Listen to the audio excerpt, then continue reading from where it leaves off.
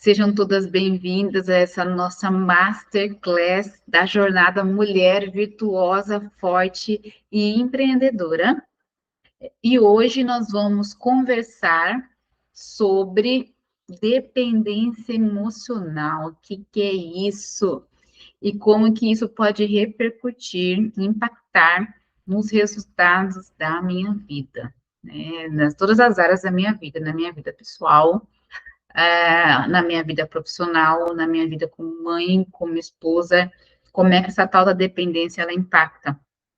Eu estou dizendo isso porque eu sou dependente emocional. Nosso modo de funcionamento ele não muda. A gente só descobre como é que a gente funciona e de modo que quando o nosso modo vem, a gente sabe como acionar pensamentos que vão gerar sentimentos, ações e resultados diferentes.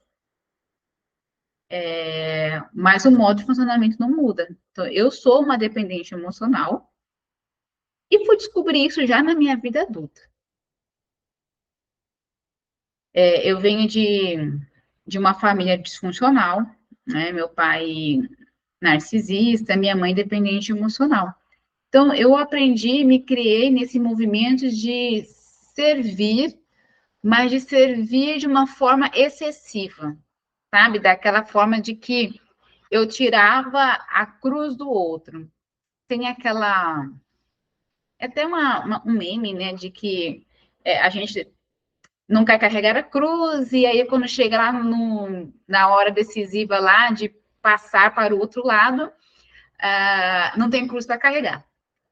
E como que era aqui a tal da dependente, né? A dependente emocional. A codependente, porque eu sou codependente emocional. Eu carregava a cruz dos outros, quer dizer, eu queria tirar a cruz dos outros. Então, eu não carregava nem a dos outros e nem a minha. Então, quando chegar lá no final do percurso, ninguém tem cruz para atravessar. Mas porque eu não quis carregar a minha cruz e também não permitia que o outro carregasse a cruz dele. Então, qual que é o impacto disso?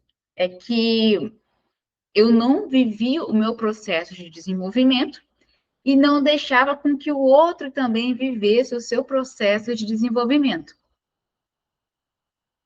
Eu era a famosa mãe de todos. Então, eu era mãe dos meus pais, mãe dos meus irmãos, mãe de todo mundo. Então, eu não sabia definir papéis. E aqui vem um ponto muito importante, vocês comecem, anotem isso para a vida de vocês, reflitam e anotem qual o papel que eu estou desempenhando na minha vida e na vida das pessoas. Eu estou sendo mãe de todo mundo? Eu estou sendo mãe do meu esposo? Muitas das vezes a gente se torna mãe do esposo.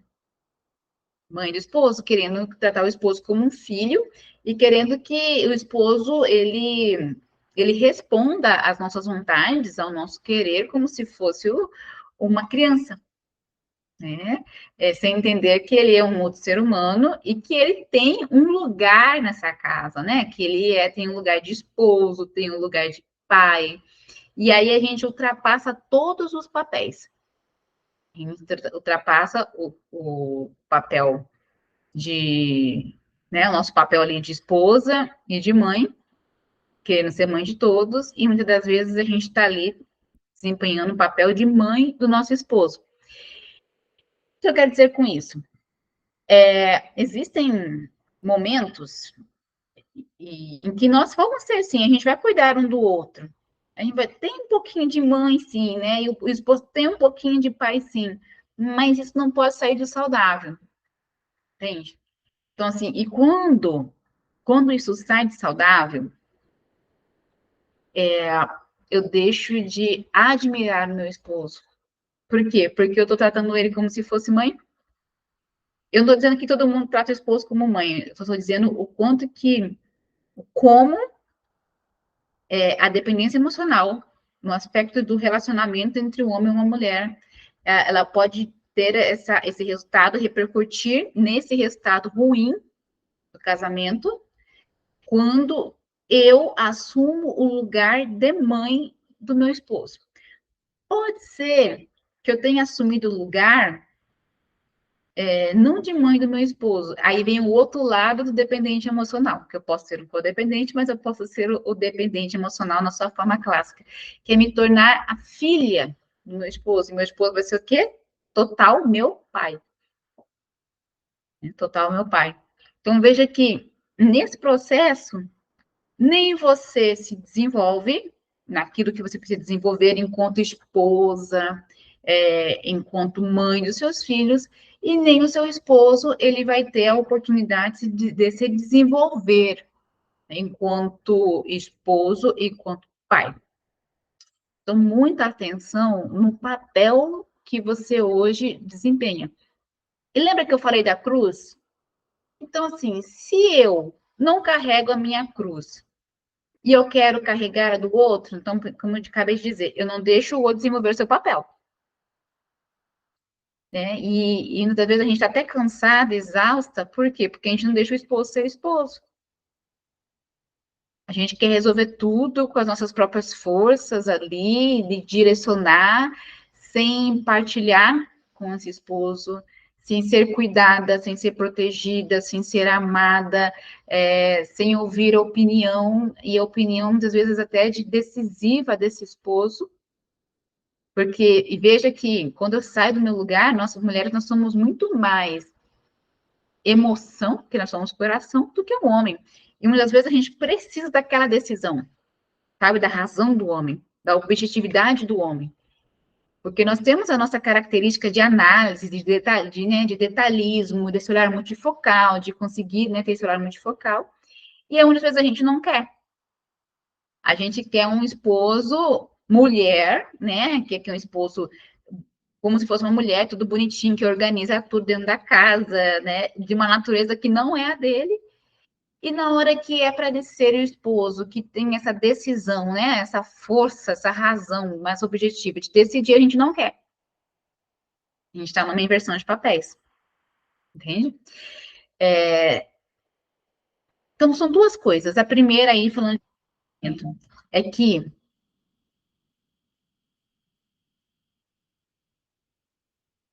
a mulher está entrando aqui na reunião. São duas coisas. Então, assim, a dependência emocional, ela pode, primeiro, enxergar se eu sou um codependente ou se eu sou um dependente emocional. Se eu sou aquela pessoa que quer manter essa relação de dependência, mas exercendo todos os papéis, ou se eu sou aquele dependente clássico que quer ser cuidado ali excessivamente. Se eu quero cuidar excessivamente, ou se eu quero ser cuidada excessivamente.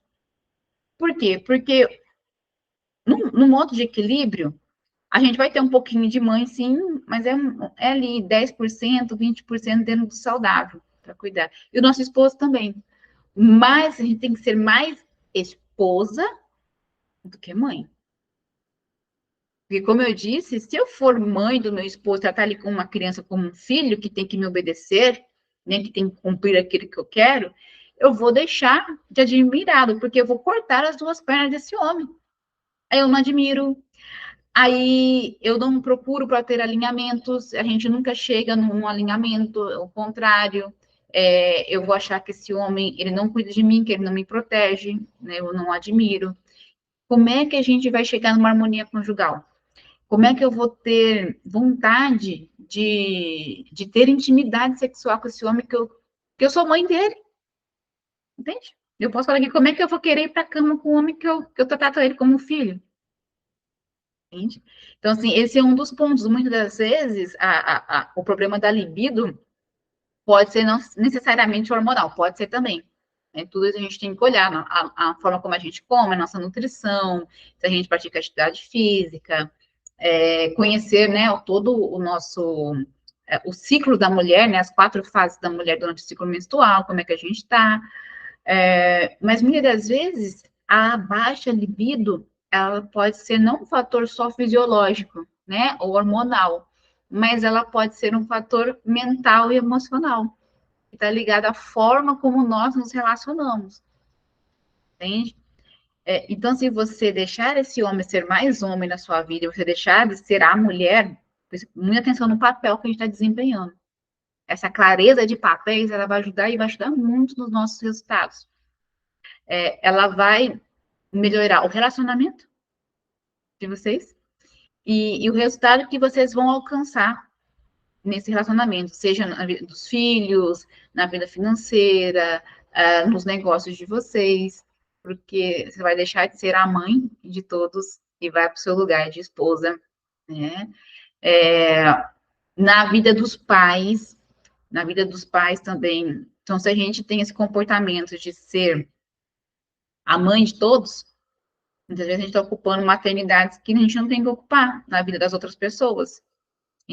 Mãe dos nossos pais, mãe dos nossos irmãos. E aí, se eu quero ser mãe dos meus pais e mãe dos meus irmãos, eu não deixo que eles se desenvolvam. E eu também não tenho como desenvolver a minha vida, a minha história, porque eu estou lá preso com eles. Isso não quer dizer que eu não tenho que amparar os meus pais, não é isso, né? A gente tem sim que amparar os pais, né, dar assistência nas suas necessidades, mas amparar, honrar pai e mãe é diferente de cuidar de pai e mãe como se fosse como o pai deles. Entende?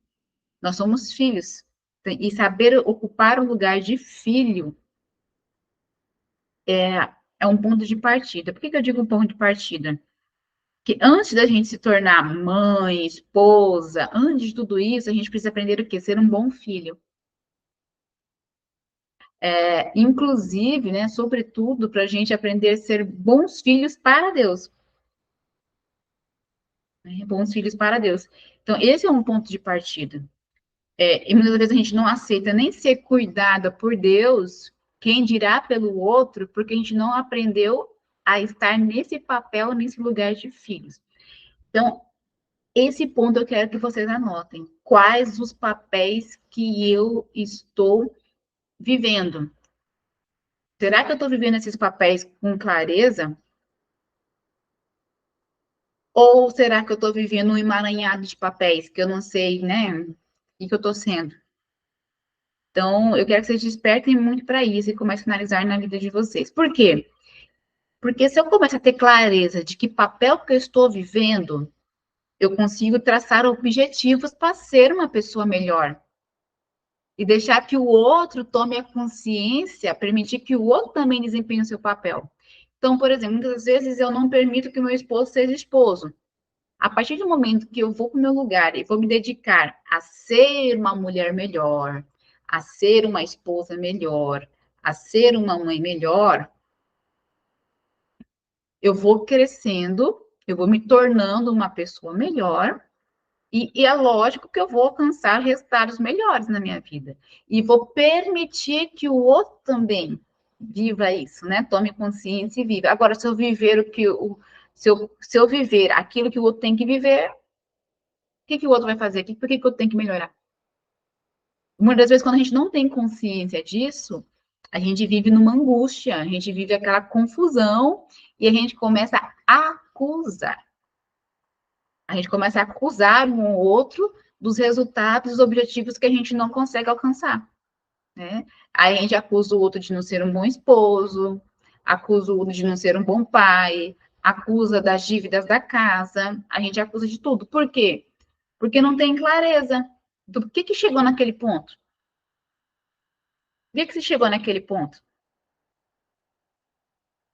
Tá aqui, tá nesse emaranhado de papéis. Só que quando isso não se torna claro, como é que a gente vai fazer?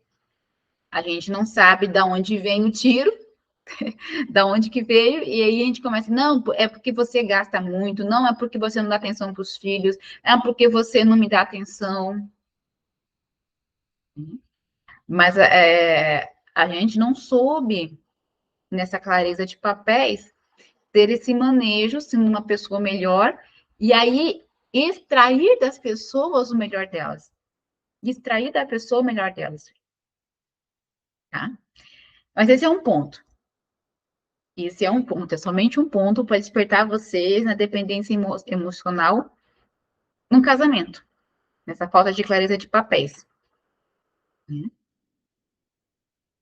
O outro ponto, eu quero chamar a atenção para três dependências que está até no e-book, e eu disse que quem participasse até o final ia ganhar esse e-book, e eu vou dar esse e-book, que é um primeiro produto que eu criei, que se chama Dominando o Consumo. E eu fui observando 3 comportamentos de dependência que é clássico do brasileiro e que as pessoas não se dão conta e elas ficam esperando do outro e que esse outro, ou não só uma outra pessoa, mas uma instituição ou uma força divina, resolva a vida dessa pessoa. E ela fica esperando e passa a vida esperando. Essa ajuda, essa assistência, sem tomar as rédeas da sua vida. Por quê? Porque se eu sou um dependente, eu não sou independente. Entende? Então, às vezes eu quero eu quero alcançar uma liberdade financeira, eu quero alcançar uma liberdade de vida, eu quero empreender. Só que eu mantenho relações de dependência esperando do outro, esperando a validação do outro, esperando o elogio do outro, esperando a motivação do outro, esperando o dinheiro do outro, esperando o movimento do outro, e eu não faço o meu movimento. E aí? Eu só quero que o outro seja melhor para mim. Se o outro facilitar a minha vida, aí sim, né? Não, eu não consigo dar tal passo porque o outro não facilita a minha vida. Às vezes, se você for ficar, você vai ficar a vida inteira esperando o outro facilitar a sua vida. Não é assim. Olha aí, Bárbara. Olha aí.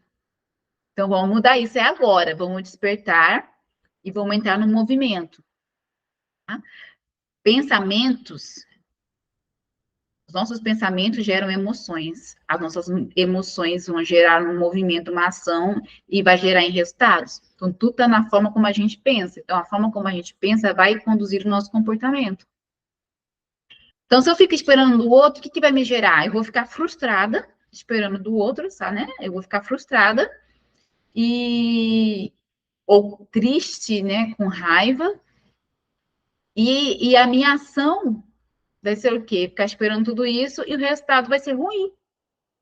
O resultado vai ser ruim, porque eu vou ficar esperando do outro. Mas eu quero falar de 3 movimentos clássicos aqui. Um é ficar esperando do governo.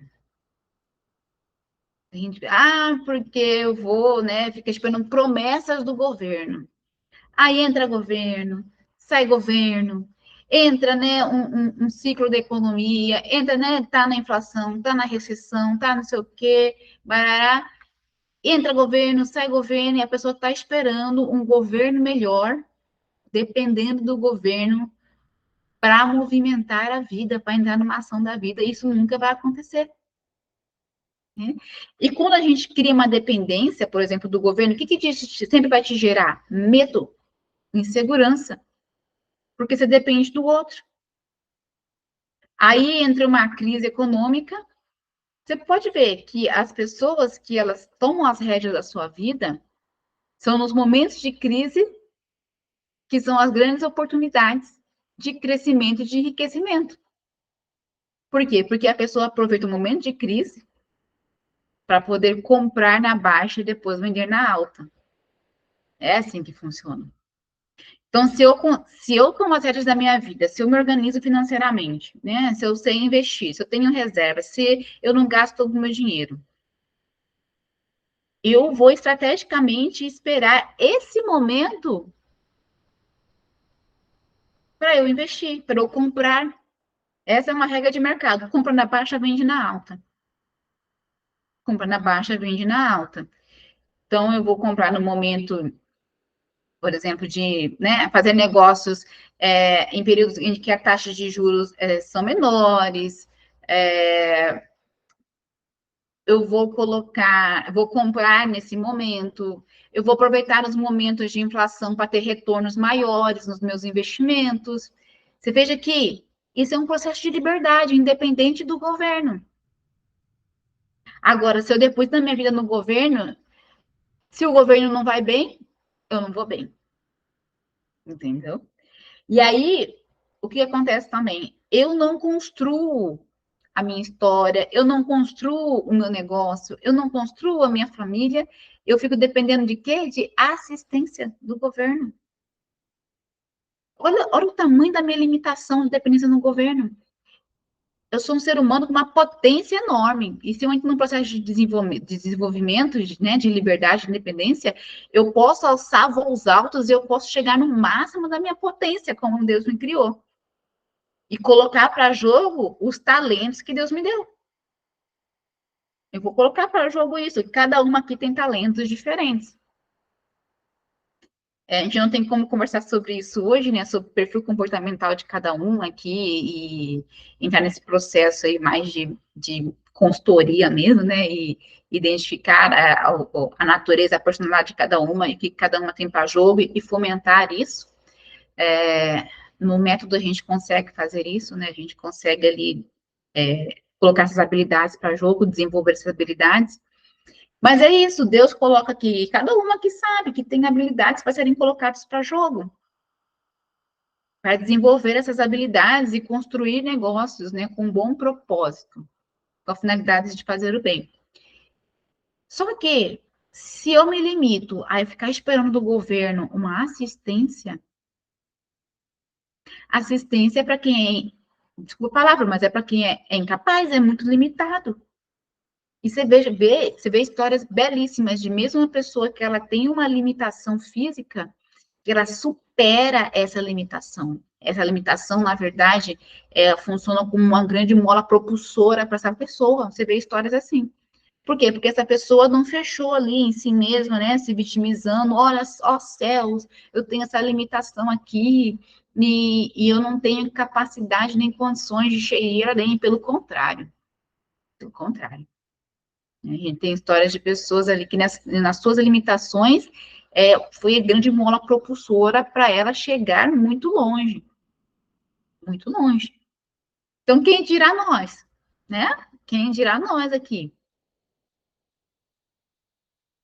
Então, comece a pensar aí se existe alguma dependência sua em relação ao governo, em ficar esperando assistência do governo, dependendo de previdência quebrada, gente.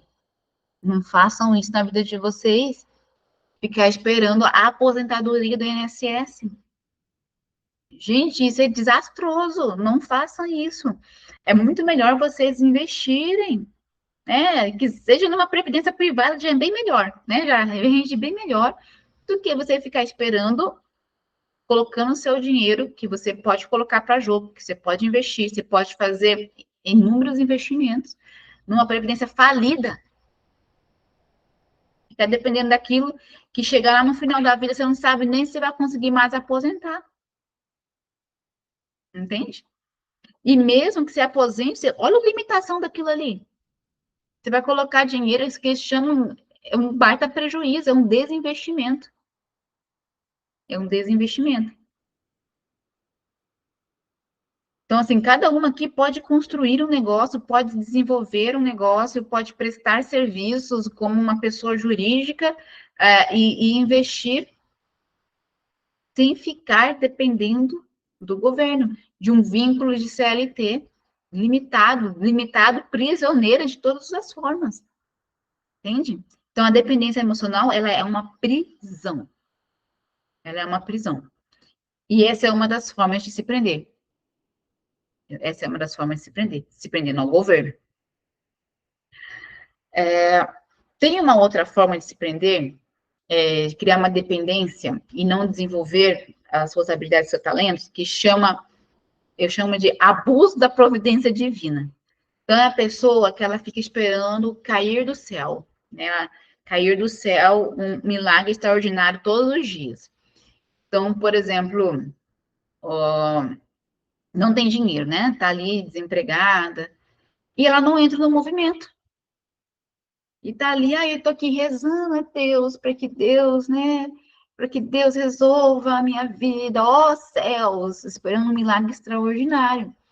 Mas Deus quer nos ver agindo. Deus nos quer nos ver agindo. A providência, ela existe, né? E a graça a gente precisa, né? A gente depende da graça de Deus a todo momento, né? A todo instante. Mas requer uma ação, requer um movimento. Não tem como eu ficar, né, esperando dos céus milagres extraordinários. Eles acontecem, mas é quando Deus quer e são extraordinários, não são ordinários. Os milagres ordinários requerem o nosso movimento de ser uma pessoa melhor, o nosso movimento de amar, o nosso movimento de fazer diferente no nosso casamento, com os nossos filhos, com o nosso dinheiro, com a nossa casa, com os nossos negócios. Exige um movimento, 1% a cada dia. 1% a cada dia. Né? Rezar é uma ação, né? A oração é uma ação, você está numa ação ali de diálogo, de encontro com Deus, né? De conexão com Deus, né? De amá-lo, de adorá-lo, de agradecê-lo, de reparar as nossas ofensas, de suplicar a Ele, então é uma ação. Mas o nosso dia requer uma construção de outras ações. A Pamela participa do método, ela sabe, né, que como que o nosso dia, ele precisa ser construído, né? Tempo com Deus, tempo consigo mesmo, atividade física, hora de trabalho, produção, né? Tudo isso vai sendo construído paulatinamente. Então, são ações diárias que a gente precisa fazer nesse movimento de liberdade. Porque, por exemplo, como é que eu quero fazer uma transição de carreira? Como tem transição de carreira. Como é que eu quero fazer uma transição de carreira e viver essa liberdade se eu não sei viver essa liberdade, se eu não sei entrar em ação no meu dia? Porque senão eu vou sair do CLT, onde eu vendo meu tempo, né? Eu fico lá 8, 10, 12 horas vendendo meu tempo no CLT.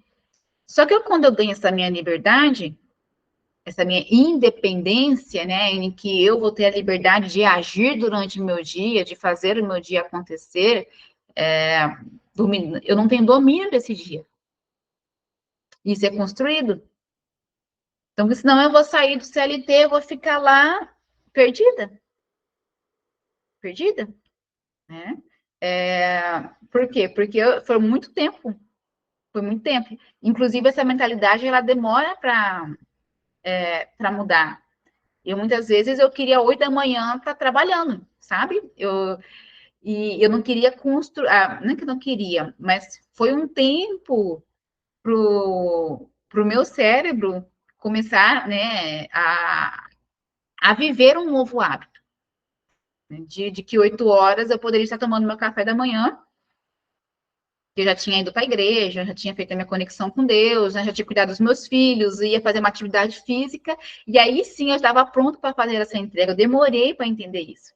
Eu demorei para entender. Né, que não teria problema eu começar a trabalhar 9, né, 10 da manhã. Porque como é que eu ia viver? Como é que eu ia viver essa coisa? Primeiro eu tenho que cuidar do corpo, da mente, do espírito, e aí, né, depois eu estaria bem para fazer essa entrega, para ir trabalhar, né? Que eu tenho que direcionar a minha casa, cuidar da minha casa, para depois ir trabalhar. Isso não cabia na cabeça. Por quê? Porque vinha dessa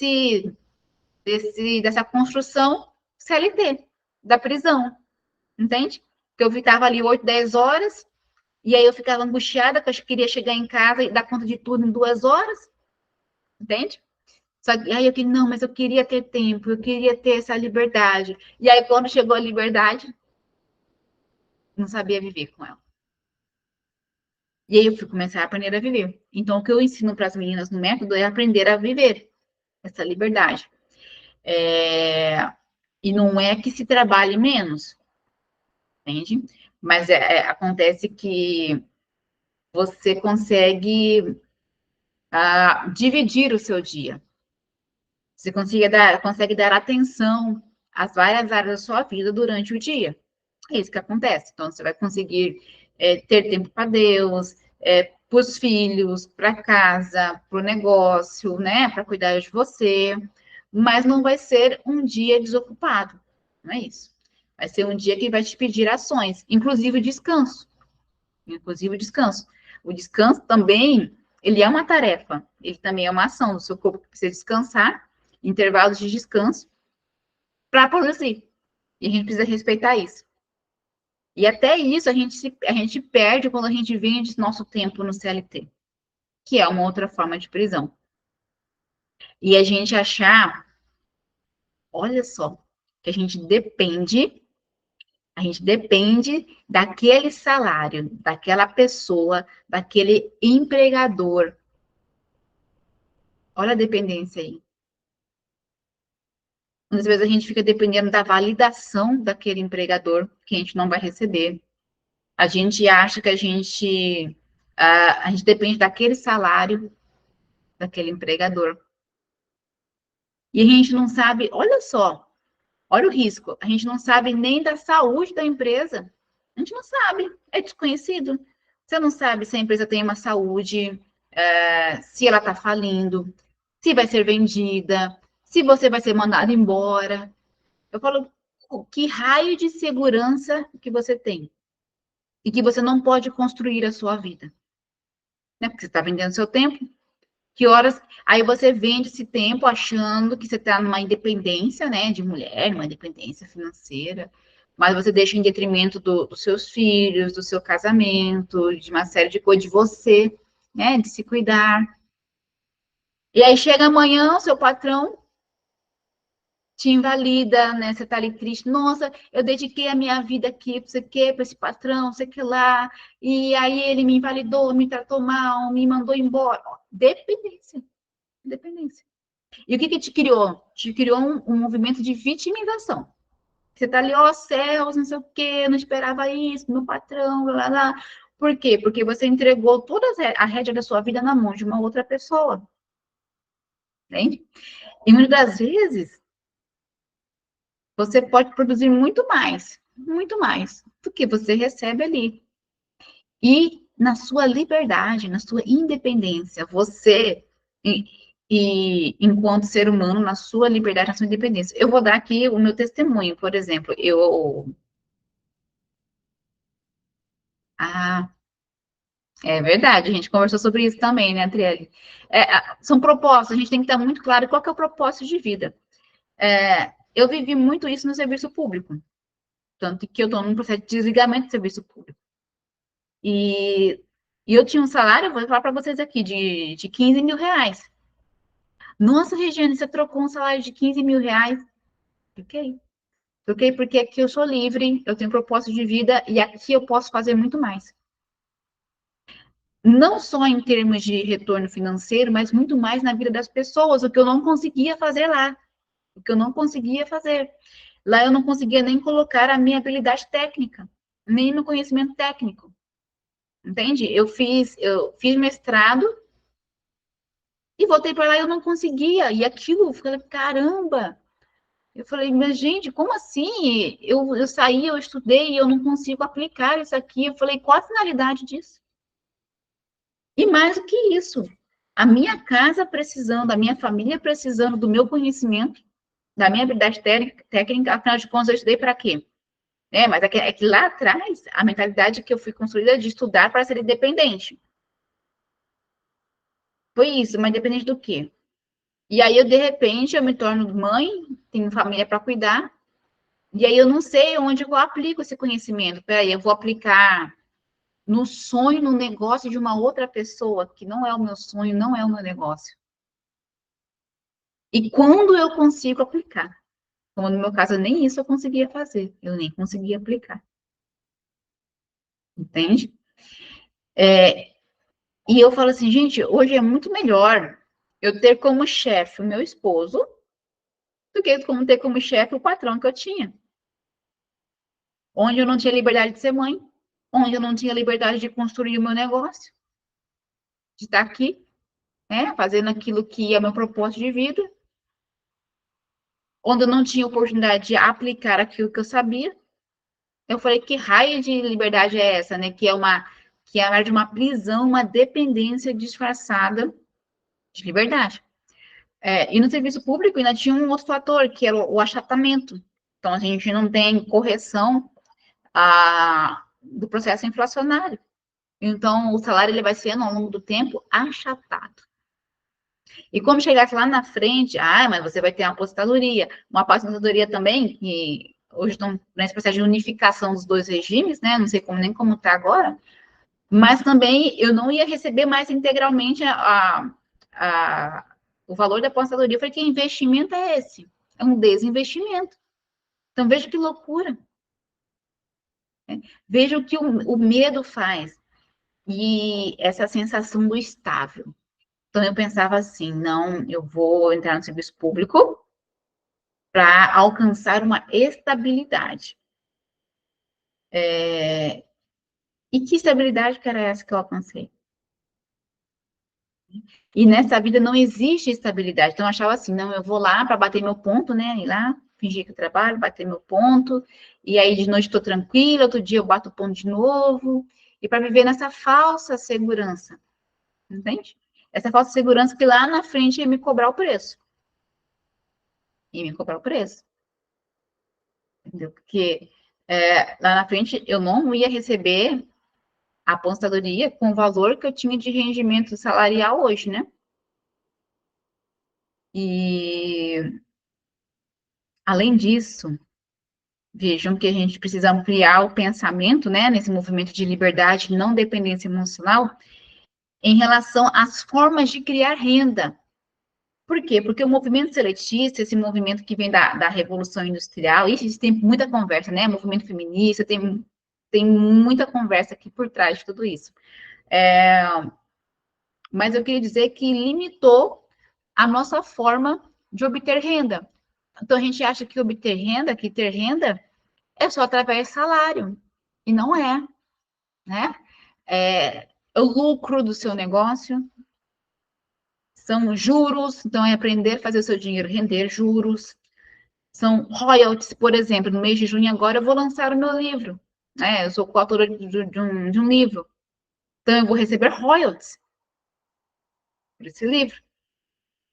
Arrendamentos, né? Aluguéis, tudo isso são formas de renda. E quando a gente chama nossa liberdade criativa, que é isso que a gente alcança, liberdade criativa, quando a gente perde esse medo, né, e a gente quer sair dessa dependência, a gente alcança uma coisa, não é só liberdade financeira, liberdade de tempo, como eu falei agora, né, da gente aprender a ter domínio do nosso tempo, liberdade geográfica, de poder, por exemplo, acompanhar o nosso esposo na missão dele, estar lá produzindo, trabalhando, de poder, né, estar com os nossos filhos, trabalhar, estar ali mais próximo dos nossos filhos, sem estar ali presa num espaço, num local, vendendo nosso tempo e vendendo também a nossa disposição, né, de ter que estar ali naquele espaço presa. A gente perde também uma coisa chamada liberdade criativa, que eu disse agora para vocês. Eu estava no serviço público e eu não tinha liberdade de criar, eu não tinha liberdade de colocar as minhas ideias, né, de colocar o meu conhecimento técnico. E aqui não, aqui eu tenho uma coisa chamada liberdade criativa. Eu posso criar renda de várias formas. Eu posso criar produtos, criar serviços, né, atender às demandas das pessoas de diversas formas. Só que essa liberdade criativa também, ela pressupõe, a Pamela também a gente já conversa bastante sobre isso, que é estar bem para fazer o bem. Então, a gente tem que entrar nesse processo de autocuidado, de autoconhecimento, estando bem, para a gente conseguir exercer as nossas potências, as nossas habilidades. Tá? Vou falar de uma outra forma de dependência aqui, e aí a gente tem que ver aqui o codependente e o dependente, qual que é a sua forma de dependência, essa forma de prisão, que é o oportunista e o salvador da pátria. Quem que é o salvador da pátria? Eu já fui muito salvador da pátria.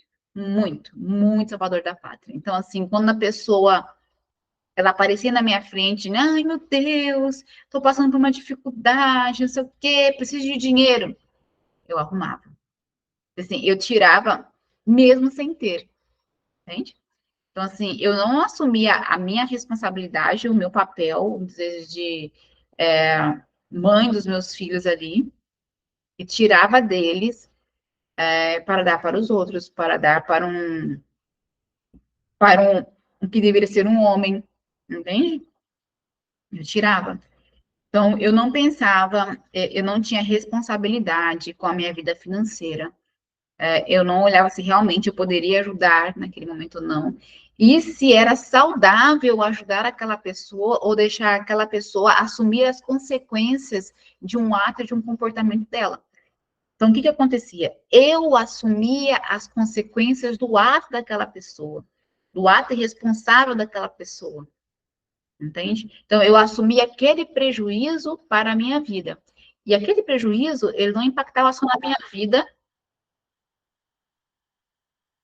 né? Ele não impactava só na minha vida, mas também na vida de outras pessoas, como dos meus filhos, por exemplo. Então, assim, eu e meu esposo, a gente vinha desse movimento de ser o salvador da pátria. E quem que é o oportunista? O oportunista é aquele que, por sua vez, ele não quer assumir a autonomia do seu processo de desenvolvimento. Então, ele é o sanguessuga, é aquele que é ali, né? Que ele quer ficar ali sugando do outro. Lembra no começo, quando eu falei da relação marido e mulher, que muitas das vezes quer ser o filho, né? A mulher quer ser a filha do esposo, né? E não ser a esposa. Então, é esse caso aqui. O sanguessuga, o oportunista, aquele que não quer amadurecer, que não quer assumir a autorresponsabilidade da sua vida e que muitas vezes é alimentado pelo salvador da pátria, como eu falei. E quem que cresce? Ninguém cresce. Ninguém vai crescer, ninguém vai desenvolver. Entende? Então, por exemplo, vamos lá. Dar um exemplo aqui do salvador da pátria e do oportunista. Uma pessoa gastou compulsivamente, não pensou, não se organizou, gastou compulsivamente ali, ou com compras, ou com algum vício seu. E aí bateu o desespero, né? A consequência do ato, daquela pessoa que não se organizou. E aí, naquele desespero, muitas vezes ela já estourou os limites de crédito. E aí, antes dela ir num agiota, ela vai pedir dinheiro para você. E aí você fala, meu Deus, coitado, mas está nessa situação e eu vou querer salvar, porque senão ele vai querer pedir dinheiro para agiota, e aí, de repente, ele vai correr um risco de vida e barará. E aí você não deixa que a pessoa assuma, toma uma decisão na vida dela, entende? Porque você vai lá e você vai impedir esse processo daquela pessoa tomar um rumo diferente, daquela dor que ela precisa passar para amadurecer. E aí você vai lá e faz empréstimos, tira dinheiro de onde você não tem, né? Um dinheiro que você não tem naquele momento, para dar para aquela pessoa que precisa assumir as consequências dos seus atos, tá? Eu acredito que aqui um, numa medida ou de outra, já entrou nesse tipo de ação. Quando é que a gente ajuda uma pessoa?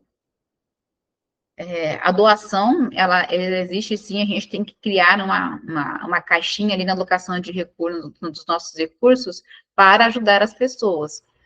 Mas quando que a gente ajuda as pessoas de verdade?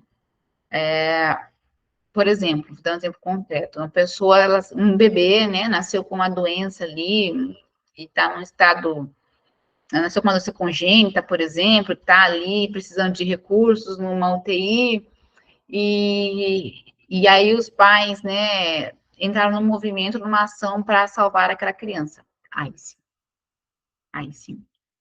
E aí a gente ajuda. Inclusive, a gente pode criar, alocar dinheiro para isso, né? Não lembro se na última aula que a gente conversou sobre isso, acho que não, mas a Pamela sabe disso, né? Que é como alocar o dinheiro. Então, a gente tem lá dinheiro, 10% para investimentos, reserva, e a gente pode criar uma alocação chamada doações, né, nesses 10%. E essas doações vão para quem? Pai, né? Você quer honrar seu pai, doar para o seu pai, doar para sua mãe. E também para essas ações, né, de pessoas que realmente precisam naquele momento, né, pessoas que realmente estão limitadas naquele momento. Não uma pessoa que ela pode criar alternativas. Por exemplo, uma pessoa saudável que incorreu numa ação inconsequente, ela tem todas as condições para poder resolver aquilo. Seja ela criar uma renda extra, trabalhar de uma outra forma e criar uma renda para pagar aquilo. É diferente. E você vai impedir isso. E quando você alimenta isso, gente, é um círculo vicioso.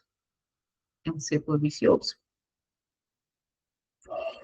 Eu vou dar um outro exemplo aqui que me veio à mente de dependência emocional para vocês analisarem na vida de vocês.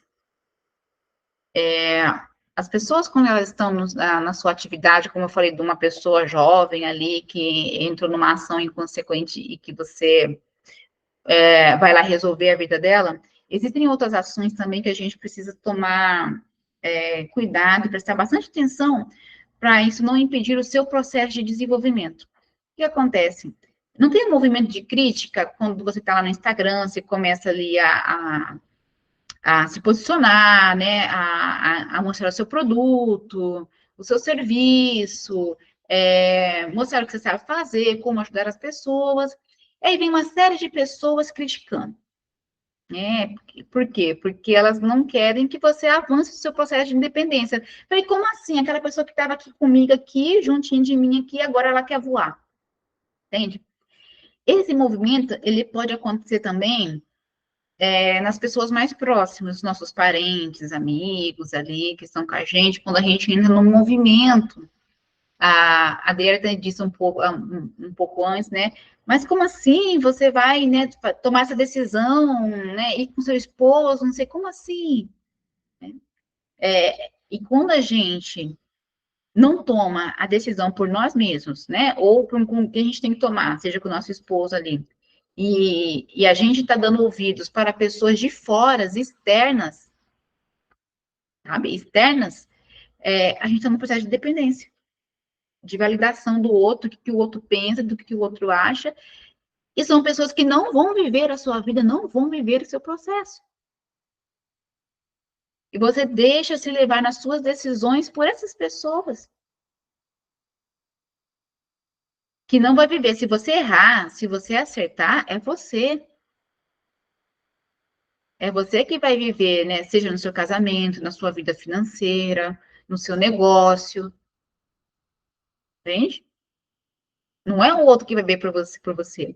E aí você deixa de tomar decisões na sua vida, de dar passos tomando como medida aquilo que o outro te disse que é melhor ou que não é melhor para você fazer na sua vida. Entende?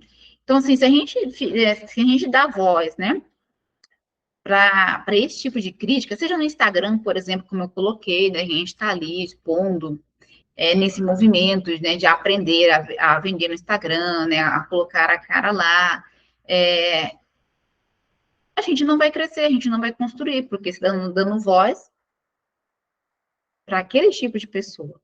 É diferente de quando você cria uma assembleia de vozes. O que é assembleia de vozes? São pessoas que estão aqui acima de você. Né? Como a gente está aqui nesse movimento, na jornada, né? As meninas que estão na mentoria. Então, a gente está aqui todas no mesmo caminho, na mesma perspectiva, né? De ser mulheres melhores e de alcançar resultados positivos na nossa vida. É diferente. Mas o que eu queria chamar a atenção em relação à dependência emocional, vou dar um exemplo assim.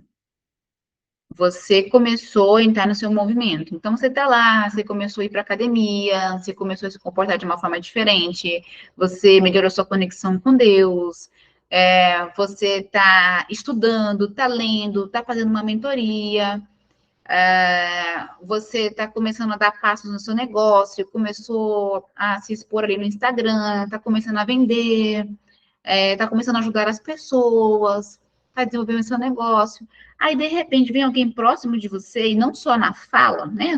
Não só criticando, mas começa a falar assim: ah, eu acho que eu tô doente. Fulano, será que você pode vir aqui? Será que você pode ir no mercado para mim? Será que você pode vir aqui no sábado? Eu vou fazer um almoço aqui. Entende? De várias formas. Começa a demandar a sua atenção de uma forma não saudável. E isso acontece. E aí, o que vai acontecer?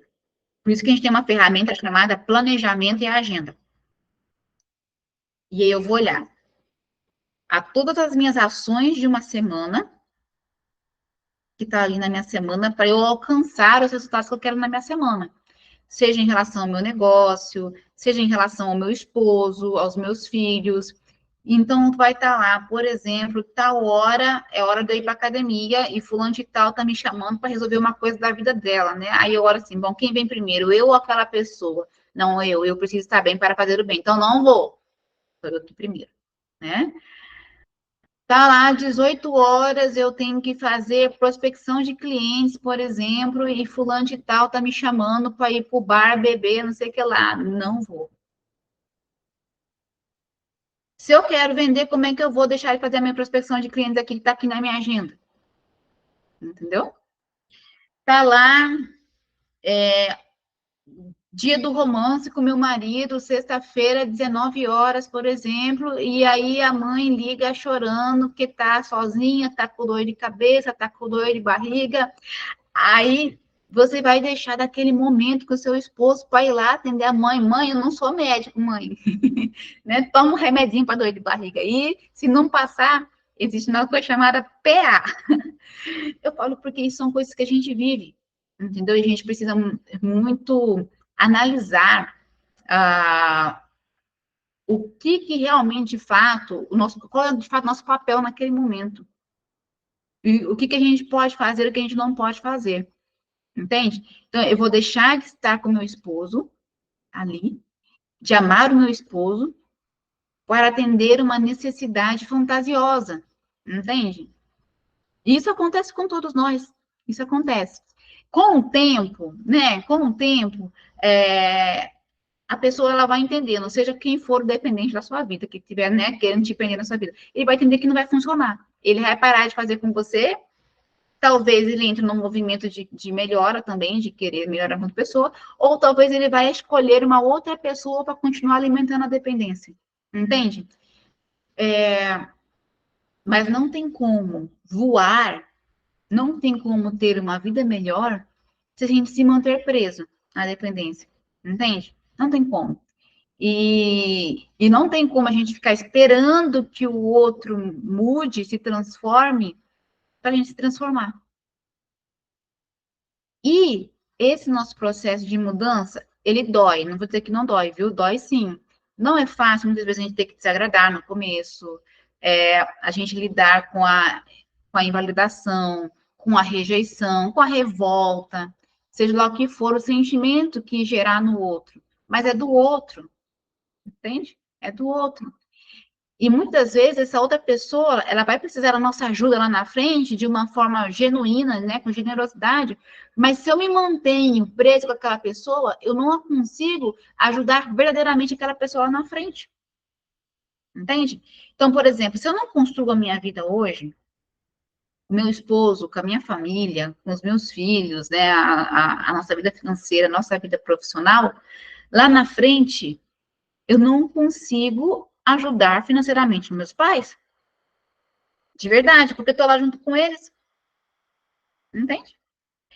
E mais do que isso, se eu não me fortaleço emocionalmente, se eu não me fortaleço mentalmente, eu não consigo fazer o bem para os meus pais.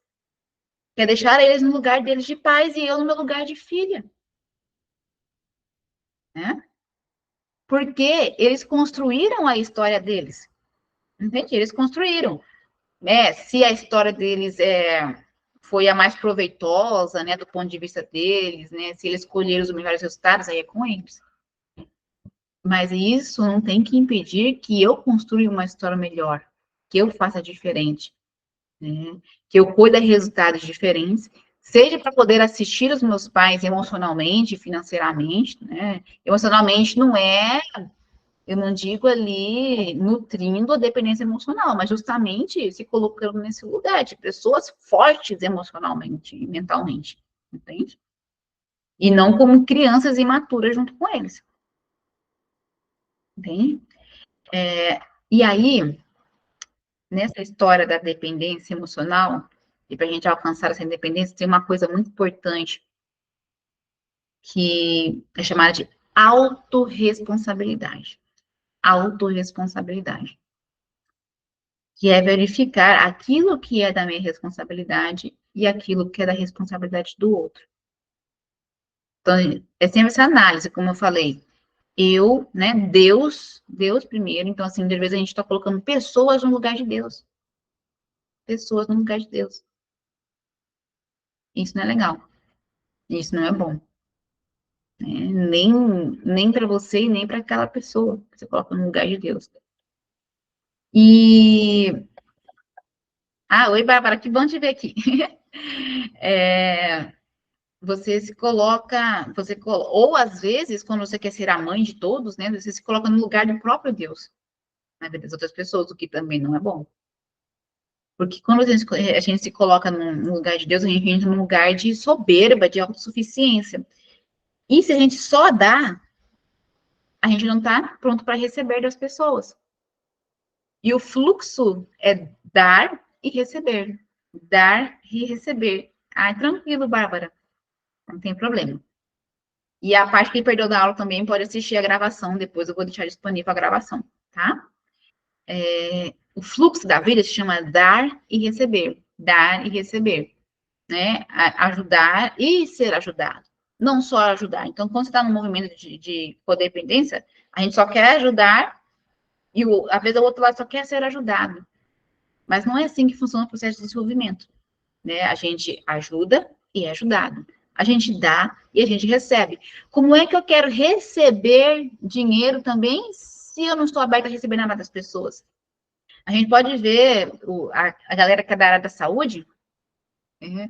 Os psicólogos e a galera da área da saúde, tem muita dificuldade em colocar preço nas coisas, em querer receber das pessoas, porque acha que eu falo que são os salvadores da pátria clássico, né? Você vem naquele movimento de sempre ajudar, ajudar, ajudar, ajudar, ajudar, ajudar, mas de não querer receber ajuda. E isso se manifesta, inclusive, em não precificar. Eu falo porque eu vivi isso. Eu não, eu tinha, eu não conseguia colocar preço nas coisas, eu não conseguia cobrar, entende? Aqui. Ah, vamos resolver isso, né? O primeiro é despertar e é começar a deixar com que o outro assuma essa responsabilidade. Qual que é a coisa? Não levar o desagrado do outro para o seu pessoal, entende? É não levar isso para o seu pessoal, entender que aquele é o sentimento do outro, é o desagrado do outro. Tem uma, tem duas orações que eu gosto muito, de São Tomás de Aquino.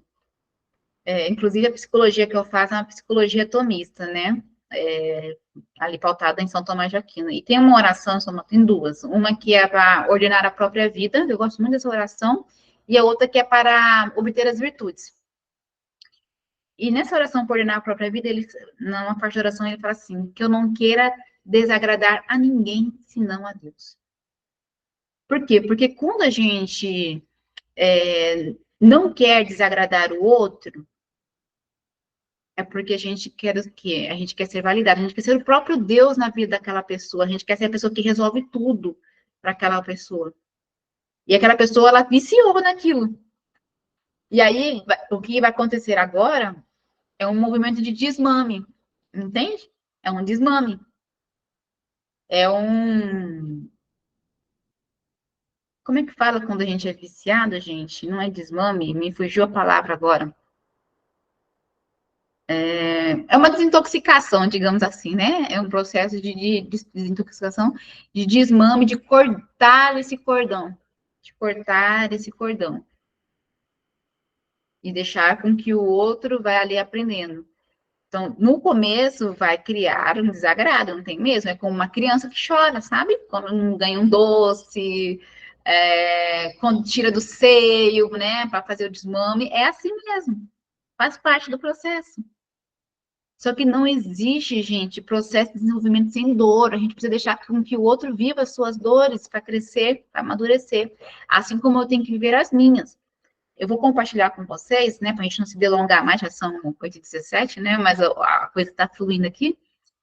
E quando eu passei a assumir a responsabilidade da minha vida, doeu. E doeu muito. Por quê? Porque eu passei a vida cuidando da empresa, dos outros, da empresa do meu pai, da vida financeira do meu pai, da saúde do meu pai, da saúde da minha mãe, dos meus irmãos todos. E fiquei doente, não tem como, eu não cuidava de mim.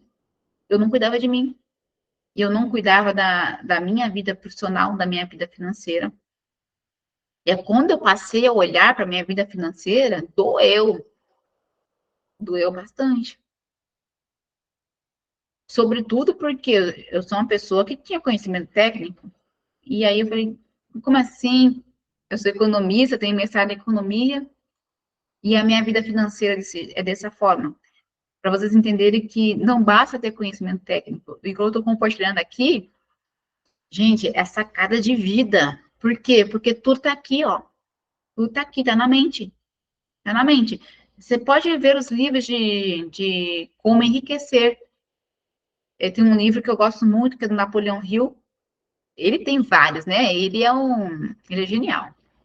Ele tem vários nessa área de enriquecimento de finanças, que é o quem pensa enriquece. Quem pensa enriquece. E é verdade, quem pensa enriquece, tudo está na mente. Lembra que eu falei que um pensamento, a forma como a gente pensa, leva um sentimento que vai levar a uma ação que vai gerar um resultado. É assim. Mas eu não vou entrar nisso hoje, que não vai dar, né? Eu não vou entrar nisso. Tem um outro livro que eu terminei a leitura, que é Os Segredos da Mente Milionária.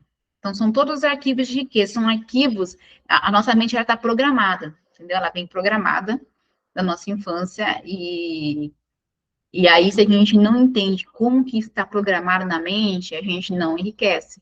Então, boa parte da fala que está aqui hoje também, que eu falei de dependência emocional, tem uns ganchos, sim, em alguns arquivos da mente milionária. Só que também não vou esgotar isso hoje aqui, que não tem como. Outro dia a gente conversa só sobre isso. Só sobre a programação mental de uma mente milionária. E mente milionária não é só o dinheiro, viu? O dinheiro é só um resultado. Ele é só um meio, é uma ferramenta. O segredo, inclusive lá no livro, O Segredo da Mente Milionária, lá no começo do livro até o final, ele sempre repete que a sua riqueza vai crescer à medida que você crescer. Então, à medida que você se torna uma pessoa melhor, mais você vai enriquecer.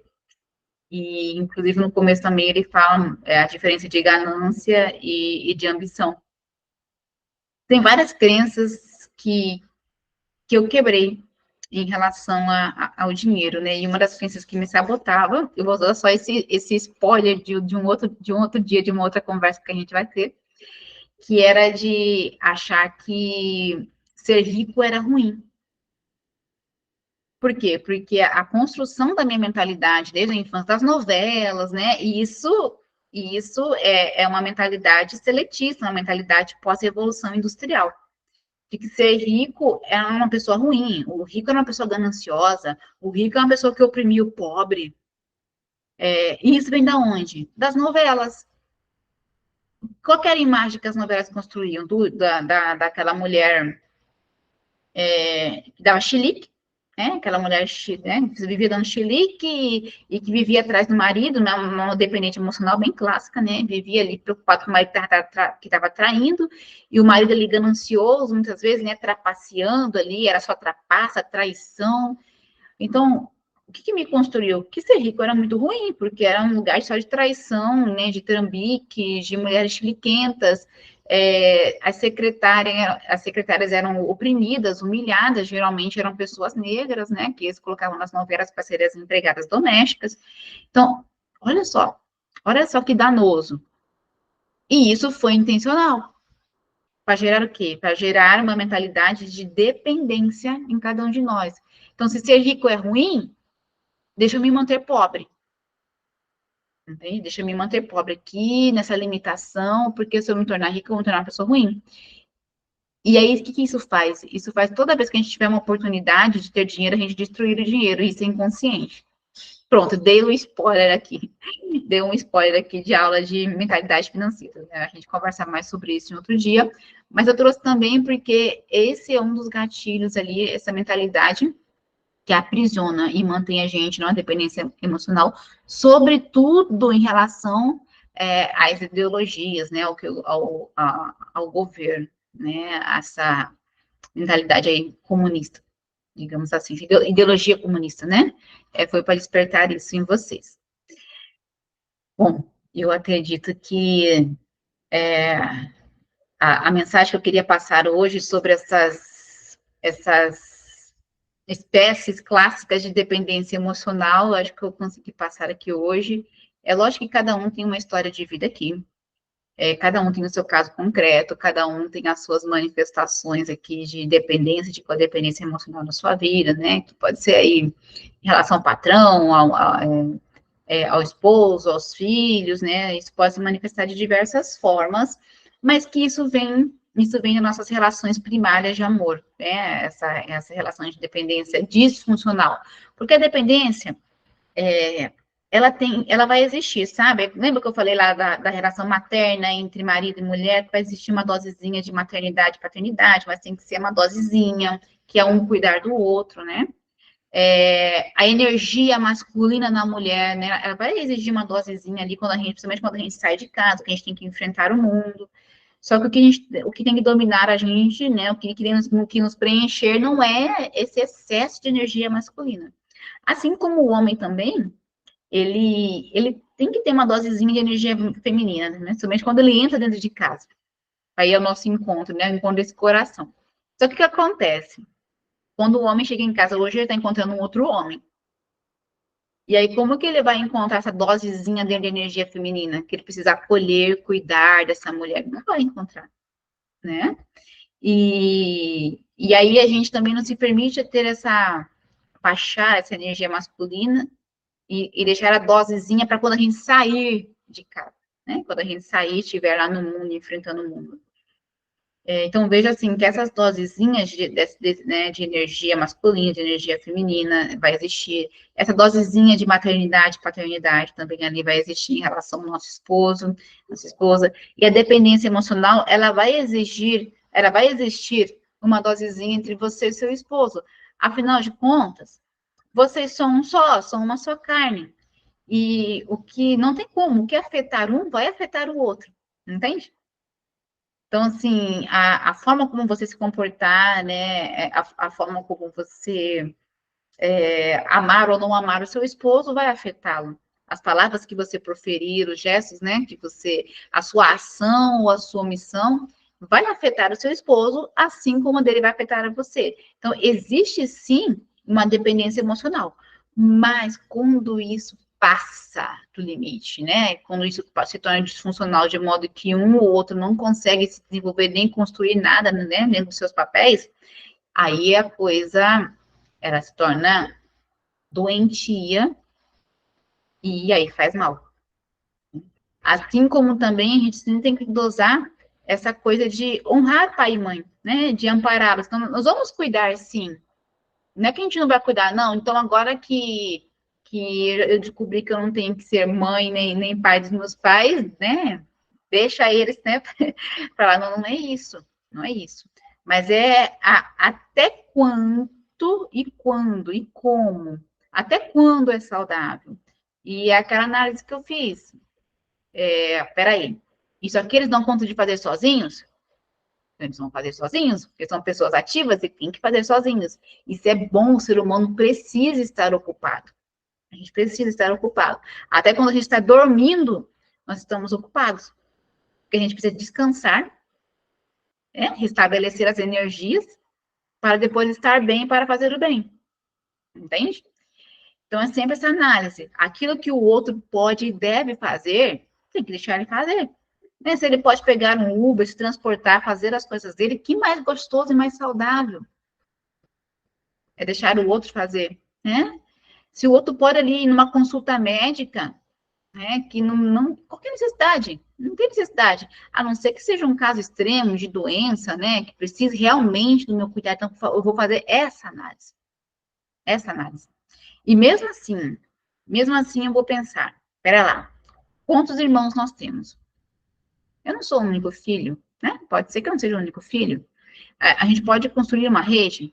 Outra coisa ainda. Como eu disse, assim, hoje eu me preparo para amparar os meus pais na velhice. Então, eu vou poder pagar um cuidador. Por quê? Porque eu estou na minha vida ativa, eu preciso trabalhar, eu preciso produzir. Eu tenho filhos, eu tenho esposo. Então, assim, isso não quer dizer que eu não vou ter um olhar atento, né? Que eu não vou estar ali atenta, querendo saber, indo ver, visitar, mas eu não vou parar a minha vida, entende? Eu não posso parar a minha vida. E existe um ciclo da vida.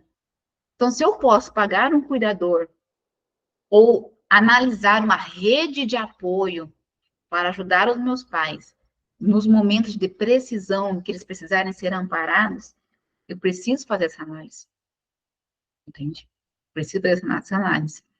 E também por quê? Porque eu não posso, por exemplo, se eu tenho vários irmãos, cada um deles tem sim o dever de assumir a cada um a sua responsabilidade. Eu não posso tomar tudo para mim. Eu vou estar sendo salvador da pátria, entende? E não é justo, não é justo. E aí vem uma virtude que é a virtude da justiça. Da justiça. O que é a justiça? A justiça é dar a alguém aquilo que é devido. Então, eu vou estar impedindo que o outro também dê aquilo que lhe é devido. O outro faça aquilo que lhe é devido. Entende? Então, essa é uma grande oportunidade, o processo de independência é uma grande oportunidade de ser justo, de viver essa virtude da justiça. E a justiça é isso, a justiça é dar ao outro aquilo que lhe é devido. Nem mais e nem menos. Porque se eu dou mais, em relação aos nossos pais, por exemplo, eu estou sendo injusta. Se eu dou menos, eu estou sendo injusta. No meu casamento também, é da mesma forma. Em cada relação que a gente vive é dessa forma. Então, a gente vai analisar, pautado nessa virtude da justiça. Eu vou dar aquilo que é devido, nem mais e nem menos.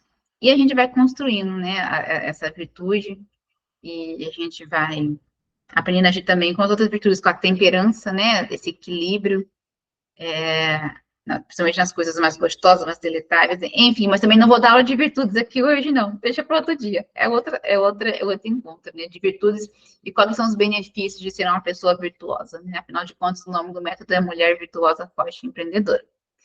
Eu queria abrir para vocês aqui, eu vi que teve uma pessoa que falou que aqui, que vive essa relação, né, disfuncional com a mãe,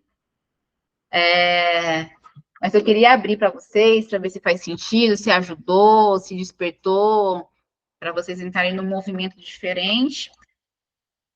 Aí, antes da gente encerrar essa nossa masterclass de hoje.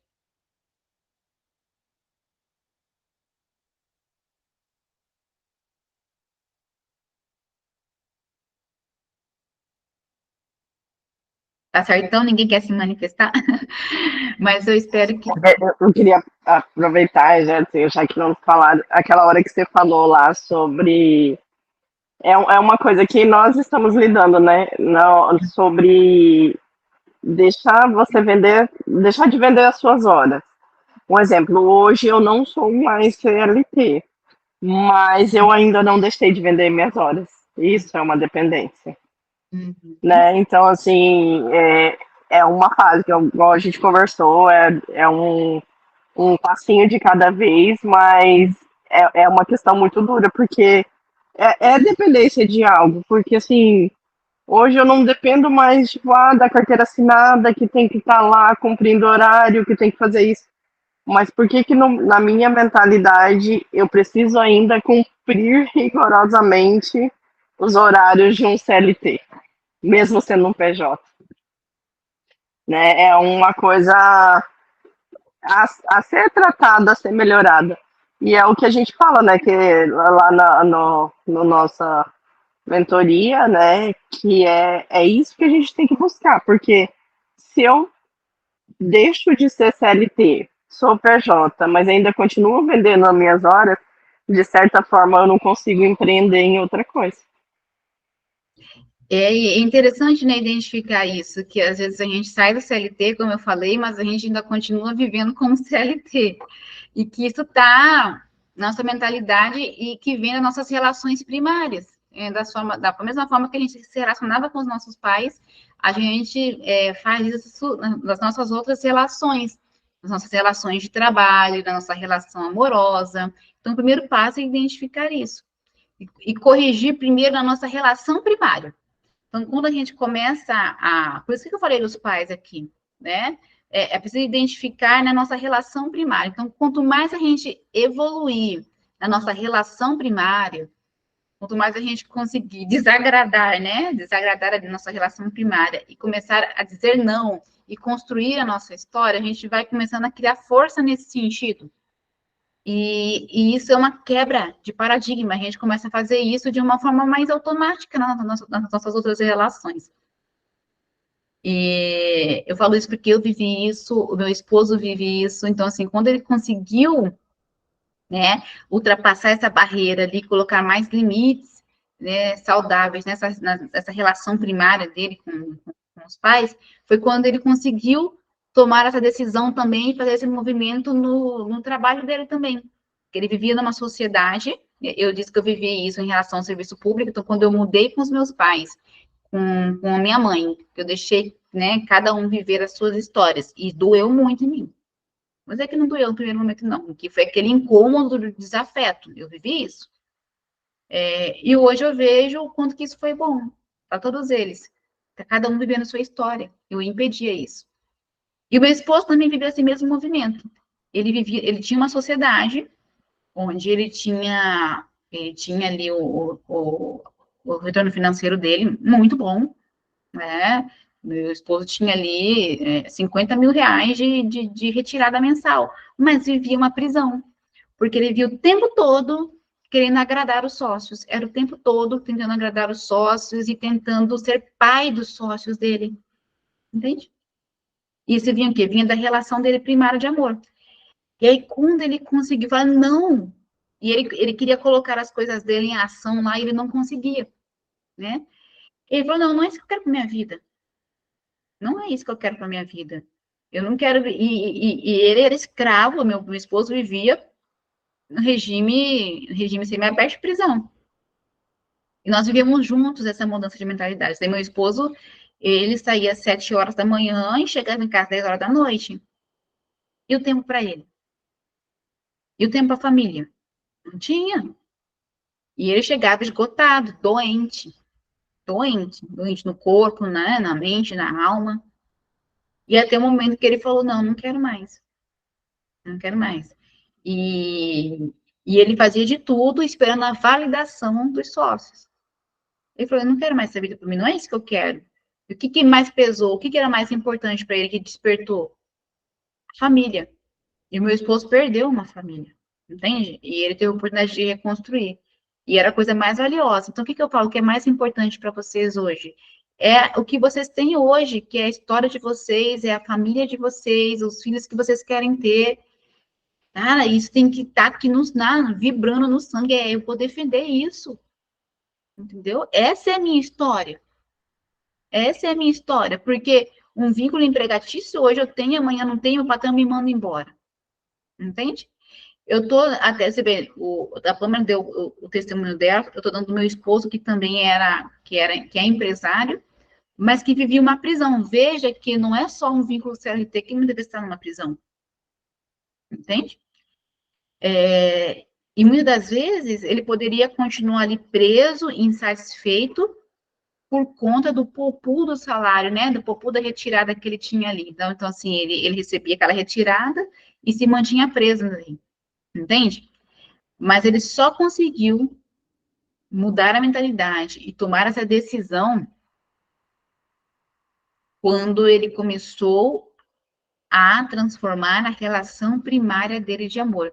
Então, a grande sacada aqui que eu digo para cada uma de vocês, né, para você, Pamela, também, é cada vez mais e criando essa musculatura de defender a sua vida, né, de defender a sua história, e transformando a sua relação primária de amor.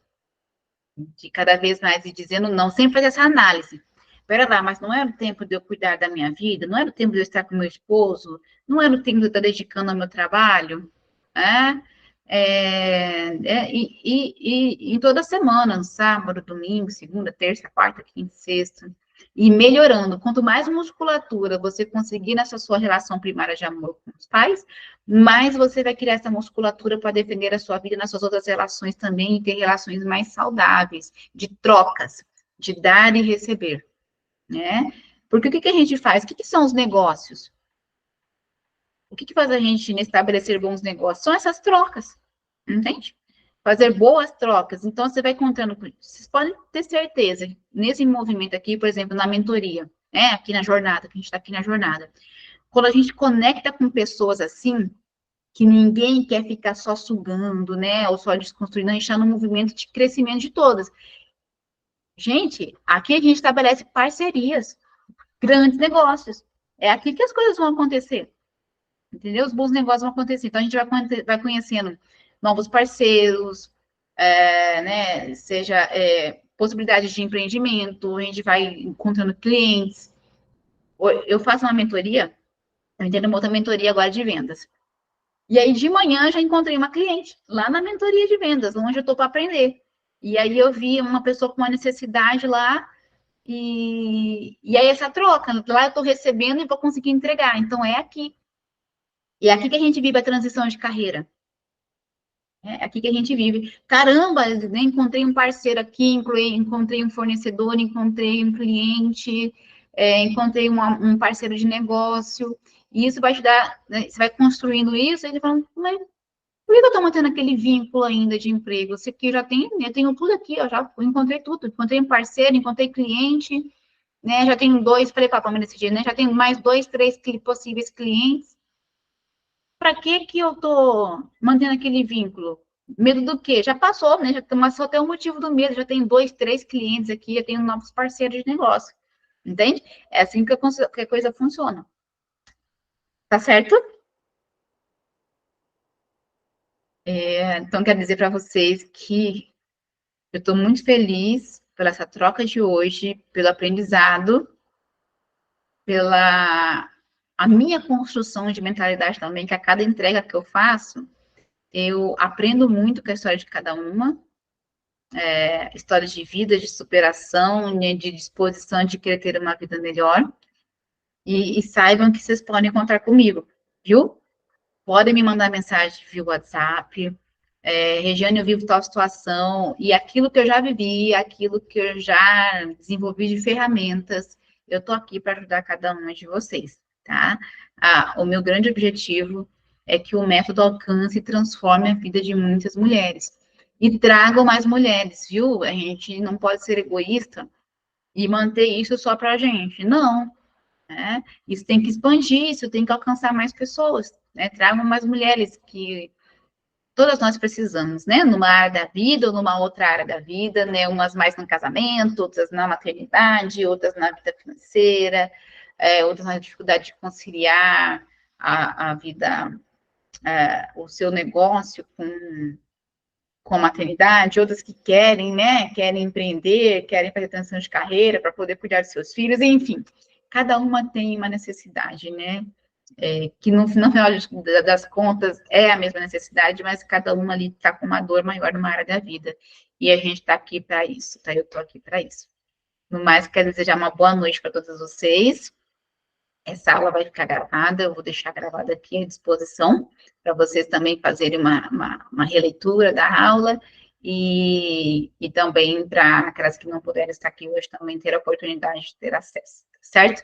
Uma boa noite, um bom descanso para vocês, e até a próxima. Beijo. Oi, pode falar.